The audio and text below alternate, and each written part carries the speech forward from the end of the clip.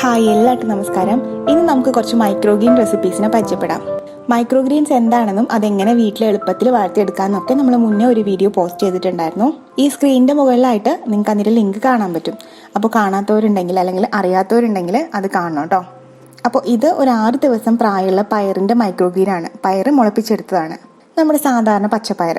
മൈക്രോഗ്രീൻസിൽ ഏറ്റവും ടേസ്റ്റി ആയിട്ടുള്ള ഇലകളിൽ ഒന്നാണ് പയറില. വളർത്താനും നല്ല എളുപ്പമാണ്. അപ്പോൾ ഇത് കട്ട് ചെയ്യാനായിട്ട് റെഡി ആയിട്ടുണ്ട്. ഇത് മുഴുവനും നമുക്ക് തണ്ടോട് കൂടി തന്നെ കട്ട് ചെയ്തെടുക്കാം. ഇല മാത്രമല്ല കേട്ടോ, തണ്ടും നമുക്ക് കഴിക്കാൻ പറ്റും. കയ്പൊന്നും ഉണ്ടാവില്ല. എല്ലാം കട്ട് ചെയ്തിട്ടുണ്ട്. കണ്ടോ, അത്യാവശ്യം നല്ലൊരു ക്വാണ്ടിറ്റി ഉണ്ട്. ഇനി ഈ കട്ട് ചെയ്തിട്ടുള്ള ബാക്കി ഭാഗം ഉണ്ടല്ലോ, ഇത് എന്ത് ചെയ്യണമെന്ന് പലരും കമൻറ്റ് സെക്ഷനിൽ ചോദിക്കുകയുണ്ടായി. സത്യത്തിൽ ഞാൻ ആ പോയിന്റ് പറയാൻ വിട്ടുപോയതാണ് ആ വീഡിയോയിൽ. ഈ ബാക്കി കട്ട് ചെയ്ത തണ്ടിന് നമുക്ക് ഒരിക്കലും രണ്ടാമത് മുള വരില്ല കേട്ടോ. രണ്ടാമത് ഇതിൽ നിന്ന് മുളച്ചു വരില്ല. പിന്നെ ചില വിത്തുകൾ കണ്ടോ, ഇതുപോലെ മുളയ്ക്കാനായിട്ട് ലേറ്റ് ആയിട്ട് വരുന്ന ചില വിത്തുകൾ ഉണ്ടാവും. അപ്പോൾ അതൊക്കെ നമ്മൾ വേണമെങ്കിൽ ഒരു 2 ദിവസം വെയിറ്റ് ചെയ്ത് കഴിഞ്ഞാൽ ഇത് മുളച്ചു വരും. അല്ലാതെ ഈ കട്ട് ചെയ്തതിൽ നിന്നും രണ്ടാമത് മുള വരില്ല. ഇത് പറിച്ച് കളഞ്ഞിട്ട് നമുക്ക് ഇതേ മണ്ണിൽ അടുത്ത വിത്ത് പാകാൻ പറ്റും. അല്ലെന്നുണ്ടെങ്കിൽ വേറെ മണ്ണുമായിട്ട് നമുക്ക് കുറച്ചും കൂടി ഒന്ന് മിക്സ് ചെയ്തെടുക്കാം, എന്നിട്ട് വിത്ത് പാകാം. ഇനി ടിഷ്യൂ പേപ്പറിലാണ് നിങ്ങൾ ചെയ്തതെന്നുണ്ടെങ്കിൽ ആ ടിഷ്യൂ പേപ്പർ മാറ്റിയിട്ട് ഫ്രഷ് ആയിട്ടൊരു ടിഷ്യൂ പേപ്പർ വെച്ച് അതിൽ വിത്ത് പാകാം. അപ്പോൾ അങ്ങനെയാണ് ചെയ്യേണ്ടത്. അപ്പോൾ നമുക്ക് ഇത്രയും മൈക്രോഗ്രീൻ കിട്ടി. ഇത് നമുക്ക് നല്ലപോലെ ഒന്ന് കഴുകിയെടുക്കാം. കഴുകുമ്പോൾ നമ്മൾ സാധാരണ ഇപ്പോൾ നമ്മൾ വെളിയിൽ നിന്ന് പച്ചക്കറി വാങ്ങിക്കുമ്പോൾ നന്നായിട്ടൊക്കെ കഴുകണം അല്ലേ, കാരണം അതിനകത്ത് പെസ്റ്റിസൈഡ്സ് ഒക്കെ ഉണ്ടാവും. പക്ഷേ ഇതിപ്പോൾ നമ്മൾ വീട്ടിൽ വളർത്തിയതാണ്, വളരെ ഫ്രഷ് ആണ്, യാതൊരു പെസ്റ്റിസൈഡ്സും ഇല്ല, കെമിക്കൽസ് ഒന്നും ഇതിനകത്തില്ല. അപ്പോൾ അതുകൊണ്ട് ഇതിനകത്തുള്ള പൊടിയും മണ്ണും മാത്രം ഒന്ന് പോകാൻ വേണ്ടി മാത്രം ജസ്റ്റ് ഒന്ന് കഴുകിയെടുക്കാം. 2-3 വട്ടം ഒന്ന് കഴുകിയെടുക്കാം. ഇപ്പോൾ കഴുകിയെടുത്തിട്ടുണ്ട്. ഇനി ഇത് കട്ട് ചെയ്തെടുക്കാം. നമ്മൾ വീട്ടിൽ ചീരയൊക്കെ വാങ്ങിക്കുമ്പോൾ ചീരയുടെ ഇല എങ്ങനെയാണോ കട്ട് ചെയ്യണത് അത്രയും വലിപ്പത്തിൽ തന്നെ നമുക്കിതും കട്ട് ചെയ്യാം.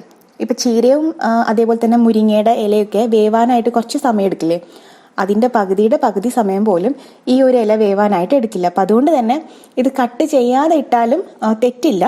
പക്ഷെ കട്ട് ചെയ്തിടുവാണെങ്കിൽ കുറച്ചും കൂടി കുഞ്ഞു കുഞ്ഞായിട്ട് കിടക്കും. അപ്പോൾ നമുക്ക് കഴിക്കാനും ഒരു ടേസ്റ്റ് ഉണ്ടാവും. കണ്ടോ, ഇതുപോലെ കട്ട് ചെയ്തെടുക്കാം. ഞാൻ മുഴുവൻ കട്ട് ചെയ്തിട്ടില്ല, ബാക്കിയും ഇത്രയുണ്ട്. ഞാൻ ഈ വീഡിയോയിൽ 2 റെസിപ്പിയാണ് കാണിക്കുന്നത്. രണ്ടും വളരെ എളുപ്പമാണ്. അപ്പോൾ ആദ്യത്തെ നമ്മൾ പരിപ്പുമായിട്ട് ചേർത്തിട്ടാണ് തോരൻ വെക്കാൻ പോണത്. നമ്മൾ സാധാരണ ഏത് ഇലക്കറികൾ നമ്മൾ പരിപ്പുമായിട്ട് ചെയ്യുന്നോ അതുപോലെ തന്നെയാണ് ഇതും ചെയ്യണത്. പ്രത്യേകിച്ചൊരു വ്യത്യാസവുമില്ല. അപ്പോൾ അതിനായിട്ട് ഞാനൊരു ചട്ടി ചൂടാവാൻ വേണ്ടി വെച്ചിട്ടുണ്ട്. അപ്പോൾ ഇതിൽ ഞാൻ യൂസ് ചെയ്യുന്നത് 1/2 ഗ്ലാസ് പരിപ്പാണ്. 1/2 ഗ്ലാസ് പരിപ്പ് വേവിച്ചെടുത്തിരിക്കുന്നതാണ്. വേവിച്ച് കഴിയുമ്പോൾ ഏകദേശം ഒരു ഗ്ലാസ് അല്ലെങ്കിൽ ഒരു 3/4 ഗ്ലാസ് ഒക്കെ ഉണ്ടാവും. നമ്മൾ തോരനല്ലേ ചെയ്യണേ, അപ്പോൾ പരിപ്പ് അധികം ഉടഞ്ഞു പോവാണ്ട് വേണം കേട്ടോ വേവിക്കാനായിട്ട്. അപ്പോൾ പരിപ്പ് ഇവിടെ ഇരിക്കട്ടെ, നമുക്ക് പിന്നീട് ചേർക്കാനുള്ളതാണ്. ഇപ്പോൾ ചട്ടി ചൂടായി വന്നിട്ടുണ്ട്. നമുക്ക് ഇതിലേക്ക് ഒരു 1.5 അല്ലെങ്കിൽ 2 ടേബിൾ സ്പൂൺ വെളിച്ചെണ്ണ ഒഴിച്ചു കൊടുക്കാം. വെളിച്ചെണ്ണ ചൂടായി വരുമ്പോൾ ഒരു 1/2 ടീസ്പൂൺ കടുക് ചേർക്കാം. കടുക് നമുക്ക് നിർബന്ധമില്ല. തോരനൊക്കെ ആകുമ്പോൾ നമുക്ക് ഇഷ്ടമാണെന്നുണ്ടെങ്കിൽ മാത്രം കടുക് ചേർത്താൽ മതി കേട്ടോ. കടുക് പൊട്ടി കഴിഞ്ഞിട്ടുണ്ട്. ഇനി ഇതിലേക്ക് നമുക്ക് ഒരു സവാളയുടെ പകുതി അരിഞ്ഞു ചേർക്കാം. പിന്നെ നമ്മുടെ എരിവ് അനുസരിച്ച് ഒരു 3-4 അല്ലെങ്കിൽ അതിൽ കൂടുതലോ പച്ചമുളക് ചേർക്കാം. പച്ചമുളക് നെടുകെ കീറിയിട്ട് ചേർക്കാം. കുറച്ചു നേരം വഴറ്റി കഴിയുമ്പോൾ കണ്ടോ, സവാളയുടെ പച്ചമണമൊക്കെ മാറി ഇതുപോലെ ഒന്ന് ചെറുതായിട്ടൊക്കെ ഒന്ന് മൊരിഞ്ഞു വരാൻ തുടങ്ങും. അന്നേരം നമുക്ക് ഇതിലേക്ക് 2 കൈപ്പിടി തേങ്ങാപ്പീര ചേർക്കാം. കൂടെ ഒരു 1/2 ടീസ്പൂൺ മഞ്ഞൾപ്പൊടിയും ചേർക്കാം. പിന്നെ ഒരല്പം എരിവിന് വേണ്ടിയിട്ടും ഒരു ചെറിയൊരു കളർ വ്യത്യാസത്തിന് വേണ്ടിയിട്ടും പിരിയമുളകിൻ്റെ പൊടി ചേർക്കുന്നുണ്ട്. പിരിയമുളകിന് എരിവ് കുറവാണ്. അപ്പം ഞാനിവിടെ 1 ടീസ്പൂണാണ് ചേർക്കുന്നത്. നിങ്ങൾ സാധാ മുളക് പൊടിയാണ് ചേർക്കണമെന്നുണ്ടെങ്കിൽ നിങ്ങളുടെ എരിവ് അനുസരിച്ച് മാത്രം ചേർക്കുക കേട്ടോ. ഇനിയിപ്പോൾ പച്ചമുളക് നിങ്ങൾ ആദ്യം അധികം ചേർത്തിട്ടുണ്ടെങ്കിൽ മുളക് പൊടി ഇട്ടില്ലെങ്കിലും കുഴപ്പമില്ല. ഇതൊരു മീഡിയം തീയിൽ വെച്ചിട്ട് നമുക്കൊന്ന് വഴറ്റിയെടുക്കാം.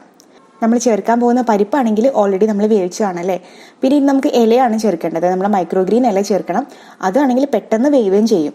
അപ്പോൾ കുറച്ച് വേവ് കൂടുതലുള്ളത് തേങ്ങാപ്പീരയ്ക്കാണ്. അതുകൊണ്ടാണ് നമ്മൾ തേങ്ങാപ്പീര ആദ്യം ചേർത്തത്. അത് മാത്രമല്ല, നമ്മളിപ്പോൾ തോരനൊക്കെ ചെയ്യുന്ന സമയത്ത്, അതിപ്പോൾ ഇത് മാത്രമല്ല ഏത് തോരനാണെങ്കിലും തേങ്ങാപ്പീര നമ്മൾ കുറച്ച് മുന്നേ ചേർത്തിട്ട് വെളിച്ചെണ്ണയിൽ ഒന്ന് വഴറ്റിയെടുത്ത് കഴിഞ്ഞിട്ടുണ്ടെങ്കിൽ ഒരു പ്രത്യേക ടേസ്റ്റ് കിട്ടും. പിന്നെ നമ്മൾ ഇതിനകത്ത് ഒട്ടും കറിവേപ്പില ചേർത്തിട്ടുണ്ടായിരുന്നില്ല അല്ലേ. ഇപ്പോൾ കുറച്ച് കറിവേപ്പിലയും കൂടി ഇതിനകത്തേക്ക് കീറിയിടാം. അപ്പോൾ ഏകദേശം ഒരു 1.5-2 മിനിറ്റോളം ഒരു മീഡിയത്തിനും ലോയിനും ഇടയ്ക്കുള്ള ഫ്ലെയിമിലിട്ടിട്ട് ഒന്ന് വഴറ്റിയെടുത്തിട്ടുണ്ട്. അപ്പോൾ ഒരു നല്ലൊരു സ്മെല്ലൊക്കെ വരും. അപ്പോൾ ഈ ഒരു സ്റ്റേജിൽ നമ്മൾ നേരത്തെ അരിഞ്ഞു വെച്ചിട്ടുള്ള മൈക്രോഗ്രീൻ്റെ ഇല, ഇത് ഏകദേശം ഒരു 1.5-1.25 കപ്പ് ഉണ്ട് കേട്ടോ. അത് നമുക്ക് ഇതിലേക്ക് ചേർക്കാം. കൂടെ തന്നെ നമ്മൾ വേവിച്ച് വെച്ചിട്ടുള്ള പരിപ്പും ഇതിലേക്ക് ചേർക്കാം. പരിപ്പും ഏകദേശം 1 കപ്പ് ഉണ്ട്.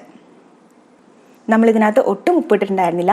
പരിപ്പ് വേവിച്ചപ്പോൾ ഞാൻ അല്പം ഉപ്പിട്ടിട്ടാണ് വേവിച്ചത്. പോരാത്തതിനുള്ള ഉപ്പ് നമുക്ക് ഈ സമയത്ത് ചേർത്ത് കൊടുക്കാം. എല്ലാം കൂടിയിട്ട് നല്ല പോലെ ഒന്ന് മിക്സ് ചെയ്ത് യോജിപ്പിക്കാം. ശരിക്കും പറഞ്ഞാൽ പരിപ്പിനേക്കാളും കൂടുതലാണല്ലേ നമ്മൾ ഇല എടുത്തത്. പരിപ്പ് ഏകദേശം 1 കപ്പും ഇല ഏകദേശം 1.25-2 കപ്പും ഉണ്ട്. പക്ഷെ എന്നാലും ഇല വെന്ത് വരുമ്പോൾ ഇത് നല്ലോണം ചുരുങ്ങും. അപ്പോൾ ഏകദേശം രണ്ടും ഒരേ അളവായിക്കോളും. ഞാൻ നേരത്തെ പറഞ്ഞല്ലോ, ഇല വേവാനായിട്ട് അധികം സമയം വേണ്ട, പെട്ടെന്ന് വേവും. അപ്പോൾ ഈ മസാലയുമായിട്ട് ഇതൊന്ന് പിടിക്കാൻ വേണ്ടിയിട്ടും പരിപ്പുമായിട്ടൊക്കെ നന്നായിട്ട് മിക്സ് ചെയ്യാൻ വേണ്ടിയിട്ടും മാത്രം കുറച്ച് നേരത്തേക്ക് നമുക്ക് തുറന്ന് വെച്ചിട്ട് തന്നെ ഒന്ന് വഴറ്റി കൊടുക്കാം. ഇനി തോരന് കുറച്ച് ഫ്ലേവറും ടേസ്റ്റും ഒക്കെ ഒന്ന് കൂട്ടാൻ വേണ്ടിയിട്ട് ഒരു 1/2 ടീസ്പൂൺ സാദാ ജീരകം നമുക്ക് ഇതിലേക്ക് ചതച്ചിട്ട് ചേർക്കാം. ജീരകത്തിൻ്റെ പൊടി നിങ്ങളുടെ കയ്യിലുണ്ടെങ്കിൽ പൊടിയായിട്ട് ചേർക്കാം. ഞാനിവിടെ ഫ്രഷ് ആയിട്ട് ചതച്ച് ചേർക്കുകയാണേ. ജീരകപ്പൊടി ഇഷ്ടമാണെന്നുണ്ടെങ്കിൽ മാത്രം നിങ്ങൾ ചേർത്താൽ മതിയിട്ട്, അല്ലാന്നുണ്ടെങ്കിൽ ഇത് സ്കിപ്പ് ചെയ്യാം. നല്ലപോലെ മിക്സ് ചെയ്ത് ഒരു 3-4 മിനിറ്റ് നേരം നമുക്ക് ഒന്ന് അടച്ച് വെച്ചിട്ട് കുക്ക് ചെയ്യാം. അടച്ച് വെക്കുമ്പോൾ നമ്മൾ തീ ഏറ്റവും കുറച്ച് വേണം വെക്കാനായിട്ട്, കാരണം കരിഞ്ഞു പിടിക്കാൻ പാടില്ല. ഒരു 3-4 മിനിറ്റ് കഴിഞ്ഞിട്ടുണ്ട്. നമുക്ക് തുറന്ന് നോക്കാം. കണ്ടോ, എല്ലാം നന്നായിട്ട് കുക്കായിട്ടുണ്ട്, ഇലയെല്ലാം വാടിയിട്ടുണ്ട്, എല്ലാത്തിൻ്റെ ടേസ്റ്റും നന്നായിട്ട് മിക്സായിട്ട് നല്ലൊരു സ്മെല്ല് വരുന്ന തുടങ്ങിയിട്ടുണ്ട്. അപ്പോൾ നമ്മുടെ മൈക്രോഗ്രീൻ പരിപ്പ് തോരൻ റെഡി ആയിട്ടുണ്ട്. ഇപ്പോൾ ഇത് ഡ്രൈ ആയിട്ട് തന്നെയാണ് ഇരിക്കുന്നത്, അധികം വെള്ളമൊന്നുമില്ല. ഇനി അഥവാ നിങ്ങൾക്ക് വെള്ളത്തിൻ്റെ അംശം കൂടുതലാണ് തോന്നുകയാണെങ്കിൽ ഒന്ന് തുറന്ന് വെച്ചിട്ട് ഇനി ഒരു 3-4 മിനിറ്റ് നേരം കൂടിയിട്ടൊന്ന് വഴറ്റിയാൽ മതി, തുറന്ന് വെച്ചിട്ട് കേട്ടോ. അപ്പോൾ അതൊന്ന് വലിഞ്ഞ് കിട്ടും. അപ്പോൾ ഇത്രയേ ഉള്ളൂ, നമ്മുടെ തോരൻ റെഡി ആയിട്ടുണ്ട്. വളരെ ടേസ്റ്റി ആയിട്ടുള്ളൊരു തോരനാണിത്. അതേപോലെ തന്നെ ഞാൻ മൈക്രോഗ്രീൻ്റെ ഗുണങ്ങളെല്ലാം മുൻപത്തെ വീഡിയോയിൽ പറഞ്ഞിട്ടുണ്ട്. അപ്പോൾ നമ്മളിപ്പോൾ റിപ്പീറ്റ് ചെയ്യേണ്ട കാര്യമില്ലല്ലോ. ടേസ്റ്റും യാതൊരു കുറവുമില്ല, നല്ല ടേസ്റ്റാണ്. നമ്മളിപ്പോൾ ഇത് പരിപ്പിൻ്റെ കൂടെയാണ് വെച്ചതെന്നുണ്ടെങ്കിൽ മൈക്രോഗ്രീൻ ഇലകൾ മാത്രമായിട്ട് നമുക്ക് തോരൻ വെക്കാം, യാതൊരു കുഴപ്പമില്ല.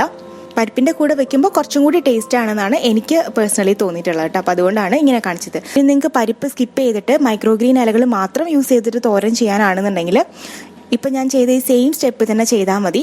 ആ പരിപ്പിൻ്റെ ആ ഒരു പോർഷൻ, ആ ഒരു സ്റ്റെപ്പ് മാത്രം നിങ്ങൾ ഒഴിവാക്കുക കേട്ടോ. ബാക്കിയെല്ലാം സെയിം തന്നെയാണ്. അപ്പോൾ ഇത് ഇത്രയേ ഉള്ളൂ. ഇനി നമുക്ക് അടുത്ത റെസിപ്പി ചെയ്യാം.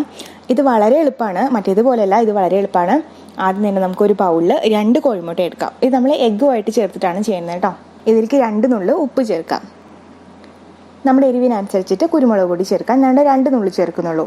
എരിവൊക്കെ നിങ്ങളെ സ്പൈസ് ലെവൽ അനുസരിച്ചിട്ട് കൂട്ടുകയും കുറയ്ക്കുകയൊക്കെ ചെയ്യാം. കുരുമുളക് പൊടിക്ക് പകരമായിട്ട് നമുക്ക് പച്ചമുളക് അരിഞ്ഞ് ചേർത്താലും മതി. നല്ലോണം ഒന്ന് മിക്സ് ചെയ്ത് വയ്ക്കാം. ഇനി ഒരു ചട്ടി ചൂടാക്കിയിട്ട് അല്പം വെളിച്ചെണ്ണ ഒഴിക്കാം. വെളിച്ചെണ്ണ ചൂടായിട്ട് വരുമ്പോൾ ഒരു സവാളയുടെ 1/4 ഭാഗം കുഞ്ഞായിട്ട് അരിഞ്ഞത് ചേർക്കാം. 2 പച്ചമുളക് ചേർക്കാം, ചെറുതായിട്ട് അരിഞ്ഞിട്ട്. കുറച്ച് കറിവേപ്പിലയും ചേർക്കാം. കുറച്ച് നേരം വഴറ്റി കഴിയുമ്പോൾ സവാള ചെറുതായിട്ടൊന്ന് വാടി വരും. നമുക്ക് കളറൊന്നും ചേഞ്ച് ആവണ്ട, എഗ്ഗുമായിട്ട് ചെയ്യുന്നതല്ലേ, അപ്പോൾ ചെറുതായിട്ടൊന്ന് വാടി വന്നാൽ മാത്രം മതി. എന്നിട്ട് എഗ്ഗിൻ്റെ മിക്സ് നമുക്ക് ഇതിലേക്ക് ഒഴിക്കാം. പയ്യെ മിക്സ് ചെയ്തിട്ടൊന്ന് ചിക്കി എടുക്കാം, ഒന്ന് ഉടച്ചെടുക്കാം. ഇനി എല്ലാം കൂടിയിട്ട് അങ്ങ് മിക്സ് ചെയ്യാം. ഇനി നമുക്ക് ഇതിലേക്ക് അരിഞ്ഞു വെച്ചിട്ടുള്ള 1-2 പിടി മൈക്രോഗ്രീൻ്റെ ഇല ചേർക്കാം. കുറച്ച് കൂടുതൽ ചേർക്കണമെങ്കിൽ നിങ്ങൾക്ക് കൂടുതൽ ചേർക്കാം, അല്ലെന്നുണ്ടെങ്കിൽ 1-2 പിടി ചേർത്താലും മതി. ഒരു നുള്ളു മഞ്ഞൾപ്പൊടിയും കൂടി ചേർക്കാം. മഞ്ഞൾപ്പൊടി ചേർത്തില്ലെങ്കിലും കുഴപ്പമില്ല. എല്ലാം കൂടി നന്നായിട്ട് മിക്സ് ചെയ്യാം. ഓൾറെഡി നമ്മൾ എഗ്ഗിനകത്ത് ഉപ്പ് ചേർത്തിട്ടുണ്ടായിരുന്നു, പോരാത്തതിനുള്ള ഒരു 1-2 നുള്ളു ഉപ്പ് കൂടി നമുക്ക് ഇതിലേക്ക് ചേർക്കാം. നല്ല പോലെ മിക്സ് ചെയ്തിട്ട് ഈ ഇലകളൊന്ന് നന്നായി വാടി വന്ന് കഴിയുമ്പോൾ തീ ഓഫ് ചെയ്യാം. വളരെ എളുപ്പത്തിൽ കഴിയും, എന്നാൽ നല്ല ടേസ്റ്റുമാണ്. ഇതേപോലെ തന്നെ നമുക്ക് ഓംലെറ്റും ചെയ്യാം കേട്ടോ. ഞാനിപ്പോൾ ഇതിൽ പറഞ്ഞ അതേ ഇൻഗ്രീഡിയൻസ് എല്ലാം കൂടി നിങ്ങളൊരു ബൗളിൽ മിക്സ് ചെയ്തിട്ട് ഒരു പാനിനകത്ത് എണ്ണ ഒഴിച്ച് ഓംലെറ്റ് നമ്മൾ സാധാരണ ഉണ്ടാക്കുന്ന പോലെ അങ്ങ് ഒഴിച്ചാൽ മതി. വേണമെങ്കിൽ നിങ്ങൾക്ക് മഞ്ഞൾപ്പൊടി ഒഴിവാക്കാം. അപ്പോൾ അത്രയേ ഉള്ളൂ. അപ്പോൾ നമ്മളിവിടെ 2 മൈക്രോഗ്രീൻ റെസിപ്പീസാണ് കാണിച്ചത്. പക്ഷേ എന്നാലും ഞാൻ എക്സ്ട്രാ 2 റെസിപ്പീസ് നിങ്ങൾക്ക് പറഞ്ഞു തന്നിട്ടുണ്ടായിരുന്നു കേട്ടോ. ഇനിയും ഒരുപാട് മൈക്രോഗ്രീൻ റെസിപ്പീസ് ഉണ്ട്, പക്ഷേ എല്ലാം കൂടി നമുക്ക് ഒരു വീഡിയോയിൽ ഒതുക്കാൻ പറ്റില്ല. വീഡിയോ ഭയങ്കര ലെങ്തി ആയി പോകും. അപ്പോൾ നിങ്ങൾക്കിത് യൂസ്ഫുൾ ആയെന്ന് കരുതുന്നു.